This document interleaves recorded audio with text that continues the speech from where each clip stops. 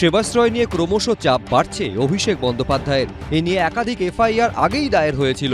আলাদা তদন্ত শুরু করেছিল স্বাস্থ্য দফতরও। এবার তদন্তে নামলো রাজ্য মেডিকেল কাউন্সিল। সূত্রের খবর, ইতিমধ্যেই এই সেবাশ্রয় ক্যাম্প নিয়ে কী ধরনের অভিযোগ উঠেছে, এর সঙ্গে রাজ্য মেডিকেল কাউন্সিলের রেজিস্টার্ড কোন কোন চিকিৎসক অংশ নিয়েছিলেন, সেই সব তথ্য সংগ্রহ করার কাজ শুরু হয়েছে। এর আগে সেবাশ্রয় সংক্রান্ত একাধিক অনিয়মের অভিযোগ তুলে স্বতঃপ্রণোদিত তদন্তের দাবিতে রাজ্য মেডিকেল কাউন্সিলকে মেল করে চিকিৎসকদের সংগঠন ওয়েস্ট বেঙ্গল ডক্টরস ফোরাম। আপনারা ওয়েস্ট বেঙ্গল ডক্টরস ফোরামের থেকে তাহলে বাড়তি আরও কিছু তথ্য চেয়েছেন, সেই তথ্যগুলো কি কি? যারা ক্ষতিগ্রস্ত হয়েছে তাদের নাম এবং যে সমস্ত ডাক্তাররা করেছে তাদের নাম, তাদের ডিটেলস, এটা পেলে পরে আমরা সুবিধা হবে, আমরা এগিয়ে যেতে পারবো এটা সম্বন্ধে।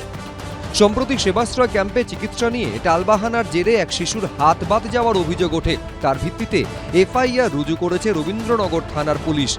এর আগে ভুল চিকিৎসায় পা বাদ যাওয়ার অভিযোগেও দায়ের হয় এফআইআর। সম্প্রতি পা বাদ যাওয়া মালতী বিশ্বাসের পরিবারের সদস্যদের সঙ্গে কথা বলেন খোদ স্বাস্থ্যমন্ত্রী। শুক্রবার এই ঘটনায় এফআইআরে নাম থাকা মহেশতলা পুরসভার 2 তৃণমূল কাউন্সিলরকে জিজ্ঞাসাবাদ করেন মহেশতলার এসডিপিও ধীমান মিত্র। সেবাশ্রয় ক্যাম্পে প্রতিদিনই 150 করে পেশেন্ট এসছে, তার মধ্যে উনি একজন পেশেন্ট। আমার যতটা সাহায্য করার আমি নিশ্চয়ই প্রশাসনের সঙ্গে ততটা সহযোগিতা করি। অপারেশন সেবাশ্রয় ক্যাম্পে হয়নি, এটা আমি বলবো। আমি তো এই ক্যাম্পের সঙ্গে যুক্ত ছিলাম না, এই ক্যাম্পের ব্যাপারে কিছুই জানি না। তো আমার যখন নাম এসেছে আর আমাকে ডাকা হয়েছে, আমি পুরো সহযোগিতা করলাম, যা জানি তাই বললাম। আমাদেরকে ডাকা হয়েছিল আজকে তদন্তে সহযোগিতা করার জন্য।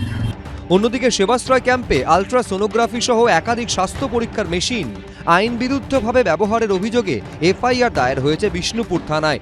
সেই মামলায় শুক্রবার বিষ্ণুপুরের এসডিপিওর নেতৃত্বে বিশাল পুলিশ বাহিনী ডায়মন্ড হারবার ও বজবজ এলাকার একাধিক নার্সিংহোমে অভিযান চালায়।